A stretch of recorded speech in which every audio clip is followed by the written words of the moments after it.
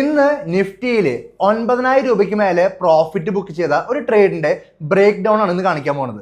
നമുക്ക് ബോർഡിൽ വരച്ച് കാണിക്കാം. അതായത് ഡെയിലി ടൈം ഫ്രെയിമിലേക്ക് നോക്കുവാണെങ്കിൽ നിഫ്റ്റി ഡൗൺ ട്രെൻഡ് ആണെന്ന് എല്ലാവർക്കും അറിയാം.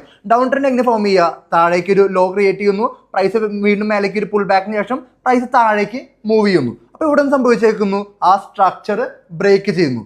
വീണ്ടും എന്ത് ചെയ്തു? നിഫ്റ്റി താഴേക്ക് മൂവ് ചെയ്തതിന് ശേഷം ഒരു പുൾ ബാക്കിന് ശേഷം വീണ്ടും ആ സ്ട്രക്ചർ ബ്രേക്ക് ചെയ്യണത് കാണാൻ പറ്റി. പക്ഷേ ഇൻബിറ്റ്വീൻ 2 ആഴ്ചയ്ക്ക് മുന്നേ നോക്കിക്കഴിഞ്ഞാൽ എന്ത് കാണാൻ പറ്റും?